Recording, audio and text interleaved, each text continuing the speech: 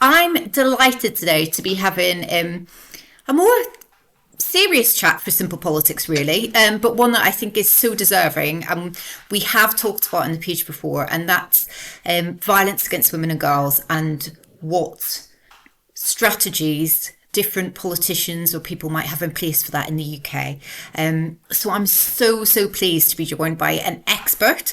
I've got Tabitha Morton. She's Executive Director of UN Women UK. Welcome, Tabitha. Lovely to have you Lovely, on. lovely to be here. Thank you. Brilliant. Tabitha, first off, can you tell me sort of a bit about your role and kind of when we say violence against women and girls, the scope of what we're talking about here? It's a global pandemic, violence against women and girls, because there is very few women that it doesn't touch in some way. So 1 in 3 women globally affected by gendered violence in some way. And the other 2 in 3 know it exists. So it does impact our lives because we change, we don't walk down a dark road at night. We think about, texting our friends before we leave somewhere. We Yeah, send yeah. our journeys ahead of us. So even if it hasn't physically affected you, it impacts on your life.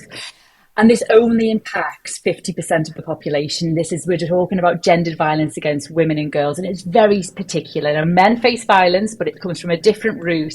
And and when the world has faced these sort of moments before, I think about COVID, for example, when it was 100% of the population and our human rights and our health rights were under threat, we took action.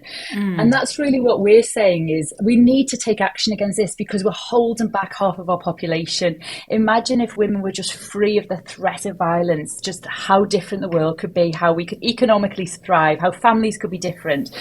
And also if we could meet men and boys where they are and take them on a journey. So they don't feel that they have to be a one size fits all for men, but they could enjoy being sort of all sorts of different types of men, and that being this hyper masculinity which sometimes leads to this violence was eradicated, then we think we'd make everyone's lives better.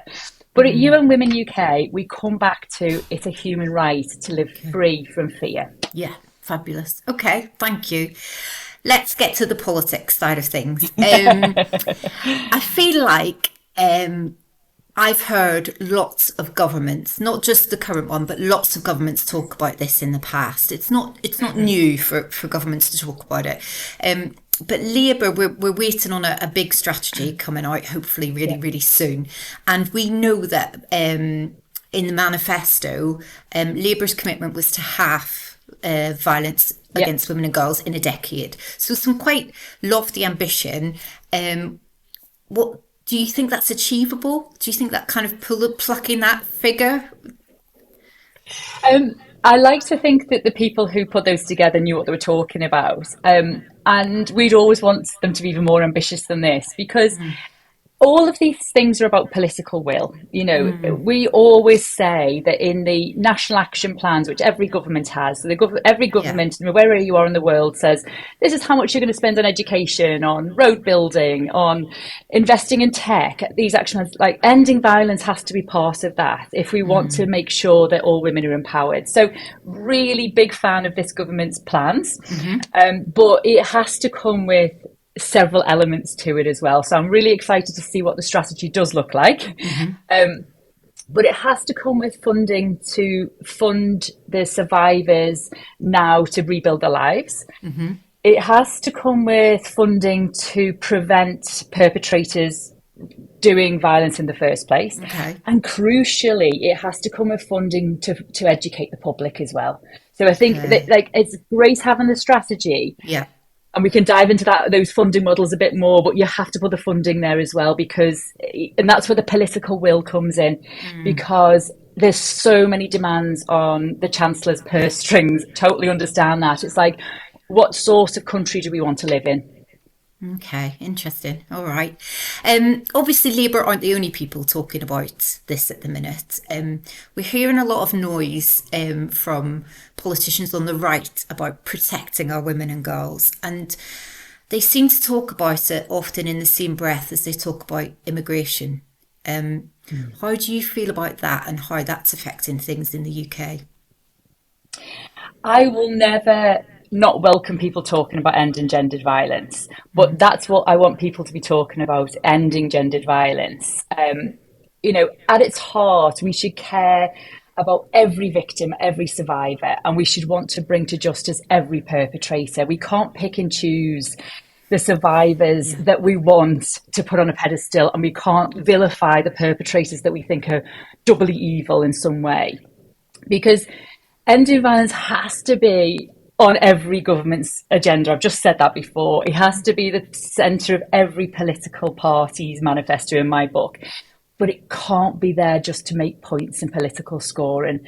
And that's where my concern is, because this is human rights stuff. This is not about, this particular perpetrator is, this particular group of men are more likely to perpetrate or more likely to commit violence. Because sadly, when you look around the world, every workplace, every religion, every ethnicity, every race, there will be men who commit violence against women and girls. There really isn't any sort of demographics that you go, oh, this group of men are safe. No. There's none whatsoever. So, yeah, I welcome the conversation if it's genuine, but let's not make women's safety a political football. It's just not right.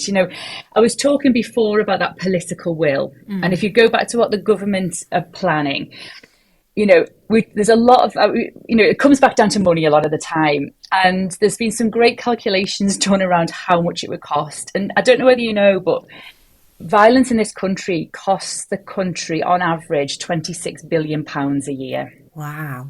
£26 billion. In terms of like prisons or...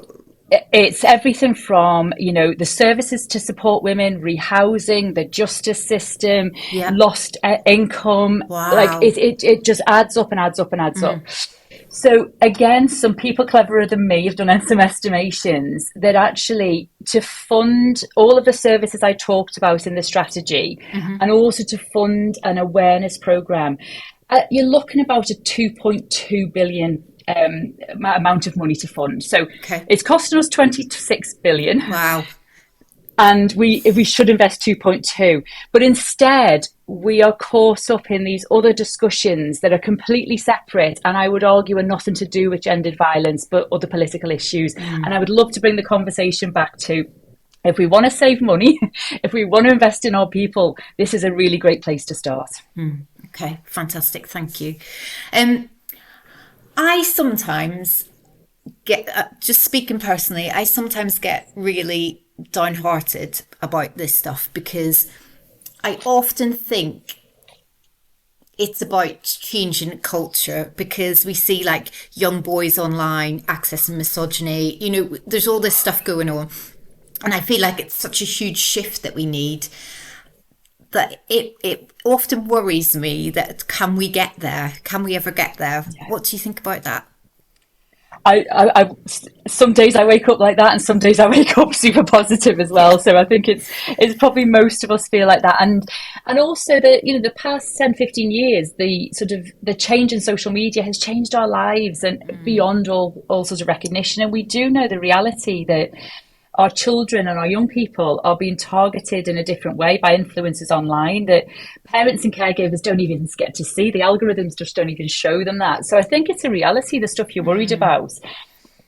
But my motto is always like, let's not preach to people. If young men and boys are already feeling alienated, if they're already feeling the world has got a downer on them, that women are winning out, which is, we know is not true. No. But just telling them that, it doesn't change anything. So I think it's about meeting them where they are, finding those role models and voices that they do listen to on other issues, getting them to share their experiences about like the depth of being a man, that it doesn't have to be this, what, the manosphere is termed this high value man. And the high value man can mean someone who is emotional and talks about his mental health. It doesn't mean to be sort of this very ripped, earning millions of pounds and stuff. So I think it's a long piece of work, but bear with me because I'm going to show my age here. When I was a child, the laws had changed in this country to bring in compulsory seatbelt wearing. And I don't know whether you remember this. Oh, yes. Yeah. But there was uproar at the time because apparently our human rights meant that they were being restricted in some way because we had to wear seatbelts. At the same time, there was a big drive in this country to make drink driving awareness a thing. So when I was a child, it was still socially acceptable, and my parents didn't do this, can I just say? Okay. But it was socially acceptable to chuck your child in the car, no seatbelt, go to the pub, have a few drinks, and come home. Now, today, anyone listening to this will just be horrified at the thought of that. But that didn't just happen overnight. Before seatbelts came in, the government invested in several years of awareness about why this was happening, about how you survived a crash, multiple times, the percentage of being able to survive a crash if you wore a belt as opposed to not wearing it. At the same time, we were educated on the impact of driving at speed and driving drunk, and the impact on people's lives, and some really quite graphic videos, I think you'll remember. And over time that changed, because we were like, hang on, what's the world we want to live in? We're just not orbiting on our own. We're living in these communities. We're impacting on these people. And today it's changed that forever. You don't even think. You get in the car, you do it. Yeah, exactly. Yeah. So again, not to trivialize at all, but these are big things at the time, and people again will laugh today. But I think it's meeting men and boys where they are. They are not all the problem, but they can definitely be all the solution. And I think that's the thing I'd like to think is, like, of course. And I'm seeing more and more of that happen, actually. Good. I am seeing that turn. Okay, great stuff. I grew up in Belfast, so Northern Ireland. I have read some really heartbreaking stuff recently about Northern Ireland, because it's got the worst rates of women being killed by partners. It's got the worst rates of a lot of this violence in the UK.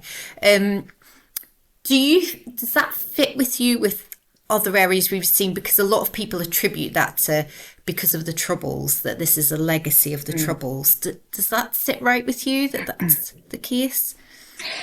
I think it's a really good question, because we're never going to end violence if we don't understand some of the external factors that some communities face. And growing up in Liverpool, Northern Ireland is a special part in my heart as well. So I remember those Troubles that haven't gone away. I think that's one of the things that, yes, we have peace, but there's some of that stuff bubbles under the surface, and we've seen that's come up.